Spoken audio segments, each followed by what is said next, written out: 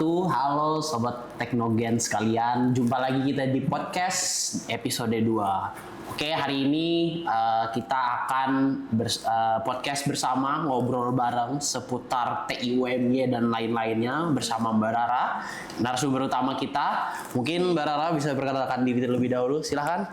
Oke, halo semuanya, perkenalkan saya Rara. Kemarin barusan wisuda bulan Desember, sekarang masih Desember ya? Iya, masih Desember. Saya angkatan 21, salam kenal semuanya. Angkatan 21? Angkatan 21. Baru wisuda kemarin berarti? Benar. Baru wisuda, hal apa yang Mbak kangenin dari TIUMY? Baik. Baru lulus nih gitu. Baru Apa sih lulus ya? Apa sih Mbak yang paling Mbak kangenin? Sejujurnya ini sih, suasana di kelas. Suasana di kelas. Benar. Kayak gimana tuh sama teman gitu? Karena Prodi TI itu tuh punya ruang kelas yang enak. Enak. Oke. Ditambah teman-temannya, ditambah dosennya.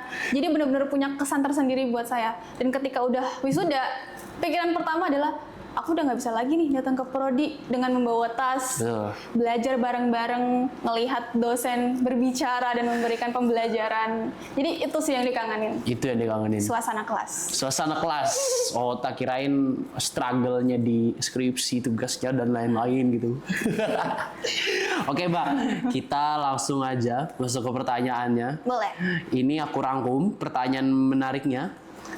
Kan Mbak Rara mengambil jurusan pemrograman. Benar. Nah, kenapa sih Mbak milih jurusan pemrograman? Emang kayak dari awal itu kayak, oh ini passionku nih gitu. Kenapa Mbak Rara milih pemrograman? Oke. Untuk penjurusannya.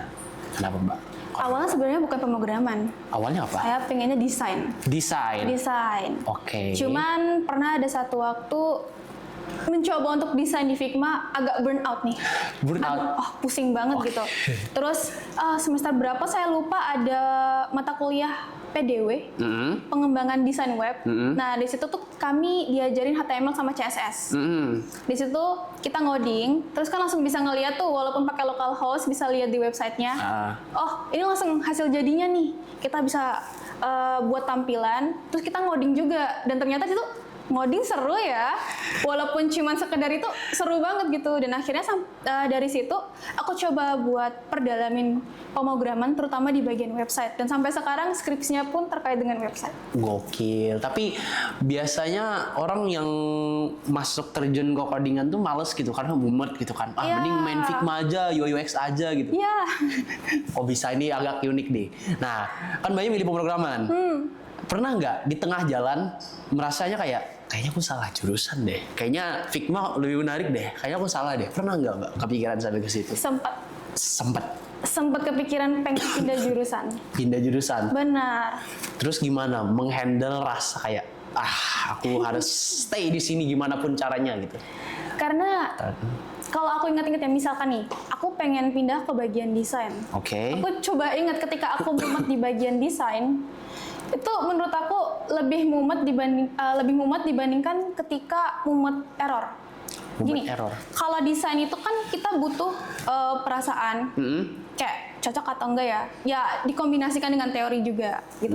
Cuman kalau kita coding, ada problem, kita bisa nyari banyak sumber. Jadi nggak abstrak gitu loh dalam mencari solusi, gitu kan? Jadi ketika ngoding, ada yang stuck nih. Aku coba cari di Stack Overflow, AI, atau mungkin di mana ya? Ya sumber-sumber IT lainnya. Kita dapat solusinya, kita coba praktekin, kita dapat hasilnya. Tapi kalau misalkan ke desain, aku lihat ini kayaknya warnanya nggak cocok deh. Jadi lebih ke perasaan logik kita gitu loh, perasaan kita sendiri. Cocok-cocokan gitu kan? Jadi kayaknya lebih mumet deh. Ya udah, aku stay aja di pemrograman. Ya coba bandingin lah kalau misalkan aku masuk ke bagian ini gitu. Menarik nih, saya biasanya dapat POV berbeda. Orang mayoritas kan desain yang penting estetik lah gitu. Ini pemrograman gitu dengan hal yang sudah Mbak Rara jabarin tadi. Dari pemrograman itu bagian apa menurut Mbak yang ini seru banget dijalanin gitu di bagian pemrograman? Misalkan ngurus full stack, misalkan kayak ngedebugging tuh seru gitu, atau apa gitu about pemrograman? Jujur ya, ketemu error itu seru. Ketemu error seru? Ketemu error itu seru. Oh ya, biasanya kan nyari gitu. Iya, ketika kita ketemu error, kita tuh jadi apa ya? Seakan-akan tuh kayak perkenalan kecil dari suatu sistem biar kita bisa lebih dekat dengan aplikasi kita. Dan menurut aku itu penting. Karena kalau misalkan kita cuman ngoding, nggak ketemu error, rasanya kayak biasa aja. Ya bisa dibilang cacat gitu kan jadinya. Kayak apa ini? Kita jadi nggak dekat sama aplikasi gitu loh. Jadi menurut aku pas ketemu error itu seru. Pusing iya. Gimana? Paham lah ya serunya. Itu kayak nyari-nyari di bebatuan, wih ketemu gitu. Yes. Pas ketemu itu efeknya bakalan bahagia banget. Serasa udah jadi, belum. Udah jadi, tahu-tahu udah jadi, loh kok error lagi gitu. Nyari lagi. Berarti itu ya menurut Mbaknya ini titik dimana pemrograman itu seru. Benar. Atau ada lagi? Kan di ngoding itu kan Mbak juga concern ke desain juga kan? Iya. Kayak ngedesain gitu. Nah itu Mbak kayak oke deh aku suka banget ngoding gitu. Aku cinta banget ngoding karena ada desainnya juga gitu. Aku nggak nyesel gitu. Atau malah kayak bodo amat lah tentang desain, aku melupakan aja lah. Ngoding aja gitu. Gitu. Ketika aku ngebuat suatu program, itu kan walaupun aku condongnya ke back end ya. Otomatis kan setiap ada project selalu pasti jatuhnya full stack. Oke. Itu kan pasti ngoding dari back end-nya, terus front end-nya ya kehitung full stack kan. Nggak bisa milih salah satu berarti, front end aja. Tergantung project. Tapi kebanyakan tiba-tiba jadi full stack nih, malah kita condongnya ke back end. Gitu. Nah, kalau misalkan desain aja, mumutnya itu kan didesain. Tapi kalau misalkan kita full stack, mumutnya nggak didesain. Selama misal nih, kita buat desain minimalis, selama ada tombol yang bisa gerak sesuai dengan kita dan tampilannya minimalis aja gitu loh, itu udah buat aku seneng sih. Oke, udah kayak, sudah kayak desain pemrograman jadi satu, udah mastering. Biasanya kan kayak, pemrograman aja gitu. Tahu-taunya ada desain, jadi udah bahagia lah gitu. Iya, jadi kayak fokus kita itu nggak cuman desain doang, terbagi sama codingan-codingan. Jadi ketika kita frustasi di desain, ya nggak terlalu frustasi, karena kita fokusnya ada lagi yang lain. Setidaknya bisa jalan, tampilannya enak dilihat, itu cukup. Oke, kan Mbak Rara kan di pemrograman, terus skripsi dan lain-lain. Nah, tuh kalau Mbak tahu skripsinya membahas apa, Mbak? Skripsinya membahas apa? Temanya, judulnya, boleh. Oke, kamu tahu Billboard atau Digital Signet? Tahu. Nah, itu aku buat aplikasi yang bisa nampilin foto. Foto di dalamnya? Foto di dalamnya. Oke. Untuk ditampilin. Jadi, awalnya itu kan, kalau kamu tahu, awalnya itu pengennya buatnya itu tuh buat marketing. Marketing semacam apa ya? Kayak kamu ada poster terkait job seeker, poster magang, itu bisa kamu tampilin di layar. Cuman karena aku jadiin sebagai skripsi, itu bisa jadi ajang promosi buat Prodi TI untuk nampilin tuh pasar-pasarnya mereka di situ. Jadi nggak cuma sekedar marketing bisnis, jadi bisa marketing Prodi TI juga. Dia taruh TV di depannya, terus nanti dia bisa nge-slideshow. Tapi slideshow-nya itu tuh nggak cuma sekedar masukin gambar. Jadi slideshow-nya itu tuh bisa kamu tentuin harinya. Misalkan ini tuh poster ajakan sholat Jumat. Gitu kan, Prodi TI harus wajib sholat Jumat kayak gitu. Berarti kan harus terulang setiap hari Jumat di jam tertentu, nanti hilang di jam tertentu, muncul lagi mungkin minggu berikutnya. Nah, itu bisa kamu tentuin tuh harinya.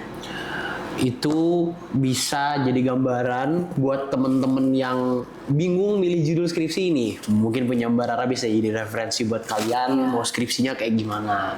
Itu catat ya teman-teman ya.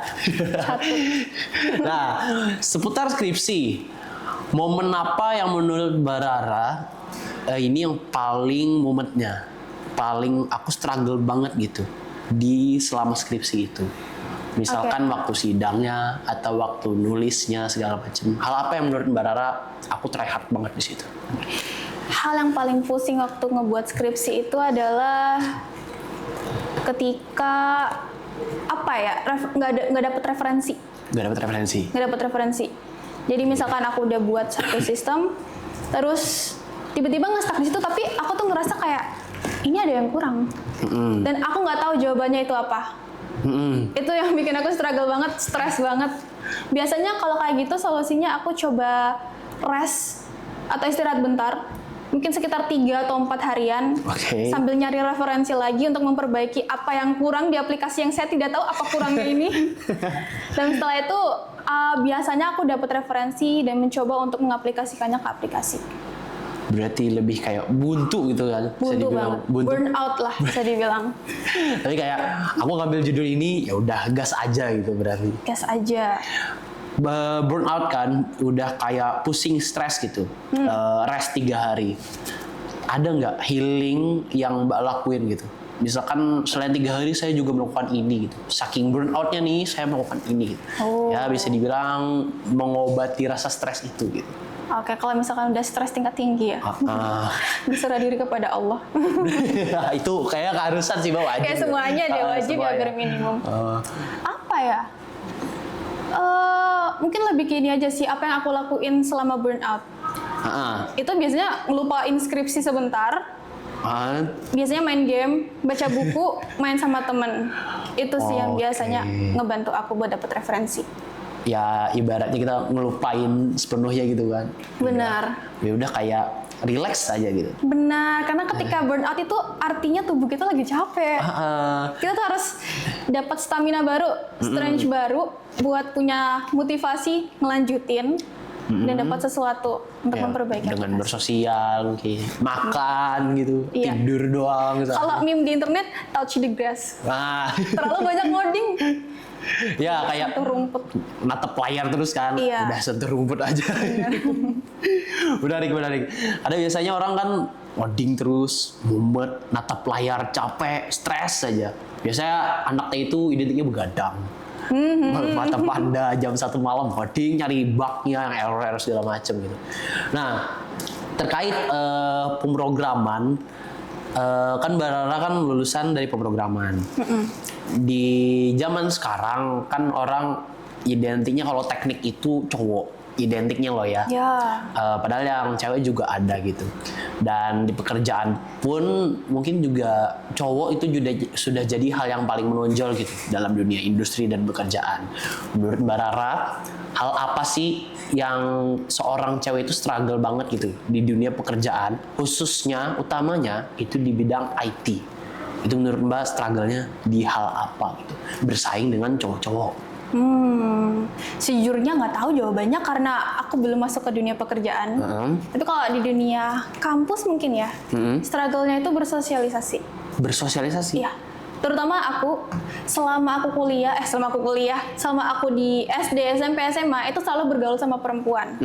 Dan tiba-tiba terjun ke TI yang kebanyakan cowok, ada juga cewek, cuman dominannya cowok ya. Jadi betul. Rasanya kalau mau bersosialisasi itu agak sungkan gitu. Iya, kayak gak enak gitu kan. Benar, karena bagaimanapun juga ketika kita pengen ngakuin sesuatu, lebih enaknya kalau kita tuh berteman sama banyak orang. Ya banyak teman, banyak relasi. Benar, banyak teman, banyak relasi, banyak informasi. Jadi mau minta bantuan pun gak sungkan. Nah, cuman karena dominannya laki-laki, jadi agak sungkannya di bagian itu. Agak sungkan dikit ya, tapi semakin lambat laun udah kayak enjoy aja gitu. Ya, lambat laun enjoy aja. Enjoy. Nah, terkait enjoy di pemrograman sekarang kan orang banyak vibes coding, enjoy dengan adanya AI, kayak ngoding, mumet, stres gitu, pakai AI aja gitu. Nah, menurut Mbak itu hal yang positif atau negatif gitu, atau bahkan ini bisa menggantikan seorang programmer dengan adanya AI ini? Menurut Mbak gimana? Terkait AI itu ada positif sama negatifnya. Yang positifnya kita bisa nanya apa aja ke AI. Kita bisa minta bantuan ke mereka. Cuman negatifnya ketergantungan. Dan nggak bisa mengolah kreativitas kita. Jadi satu hal yang bisa aku katakan bahwa AI itu bisa ngebantu kita buat ngelakuin apapun. Kita bisa nanya apa aja, tapi jangan telan mentah-mentah informasi dari AI. Karena apa ya, kalau misalnya kita telan mentah-mentah, oh yaudah dia kasih ini, yaudah aku terima. Itu kayak mematikan kreativitas kita, mematikan critical thinking kita. Jadi bagaimanapun juga AI itu bagus. Kita ada di era yang benar-benar teknologinya maju banget. maju banget ya. Banyak sekali inovasi-inovasi termasuk AI. Itu suatu privilege buat kita, tapi kita juga harus bijak. Suatu hal yang berlebihan sampai ketergantungan itu nggak baik. Betul. Jadi kalau kita minta sesuatu ke AI, telaah lagi sih informasinya. Jangan sampai kita terlena. Kadang orang juga sepenuhnya ngambil dari AI. Benar. Padahal kan mungkin itu bisa jadi buat referensi, buat jadi macam-macam gitu. Berarti tergantung lagi ya untuk AI ini, tergantung POV masing-masing. Benar. Nah, AI kalau sekarang kan coding dikaitkannya sama AI, coding AI gitu. Nah, banyak mungkin anak-anak atau utamanya itu maba itu lihat codingan aja mumet. Padahal baru maba belum terjun banget gitu loh ke dunia coding gitu. Kalau dari Mbak Rara ada nggak kayak misalkan wejangan kayak atau kayak tips kayak atau kayak buat bertahan di coding atau what I gonna do before I join coding dan lain-lainnya gitu. Ada pesan nggak? Yang buat orang-orang yang ragu gitu terjun ke dunia coding. Itu mungkin ada nggak Mbak? Ada dong. Apa tuh Mbak kalau boleh tahu? Seperti tadi yang aku bilang ya, teknologi itu kan lagi maju-maju banget.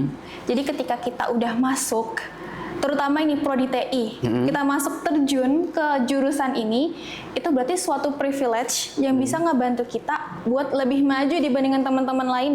Maksudnya ada orang yang otodidak belajar teknologi, tapi karena kita udah masuk ke prodi ini, otomatis kan privilege buat kita dibantu sama dosen, teman-teman, situasi lain sebagainya, biar bisa lebih maju dari teman-teman yang lain.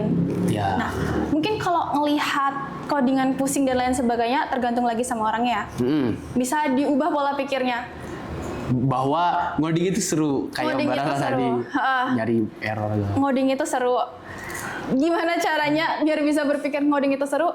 Terima dulu situasinya. Betul. Kamu udah masuk ke prodi TI, berarti kewajiban kamu buat belajar itu semua. Betul. Dan mau nggak mau, tugas-tugas berikutnya juga pasti bakalan berkaitan dengan coding. Iya, kayak semua tuh nyatu gitu loh. Benar. Berujungnya ke codingan. Benar. Menarik. Seputar codingan tadi, mungkin sangat menarik kalau kita ngobrol bareng lagi lebih lanjut dengan Mbak Rara. Tapi ada satu hal yang menarik. Kalau Mbak Rara bisa ngomong ke Mbak Rara versi semester 1, masa lalunya Mbak Rara, bisa mengulang masa lalu. Mbak Rara mau ngobrol apa, ngomong apa ke Mbak Rara versi dulu. Silahkan mungkin bisa disampaikan. Untuk Rara, cuman dulu. Aku cuman mau bilang terima kasih karena udah mau bertahan dan sampai aku di posisi sekarang duduk di sini. Kalau mau pesen satu hal, menurut aku jangan terlalu overthinking sama banyak hal. Karena apapun yang kamu lakuin itu emang bener bakalan kamu tuai ke depannya. Jadi lakuin aja yang kamu rasa itu benar. Karena bagaimanapun juga itu bakalan ngebantu kamu untuk di masa depan. Menarik. Terima kasih banyak Mbak Rara sudah mau datang ke podcast Teknogen episode 2 ini. Tunggu saja nanti videonya di podcast selanjutnya. Terima kasih. Bye-bye.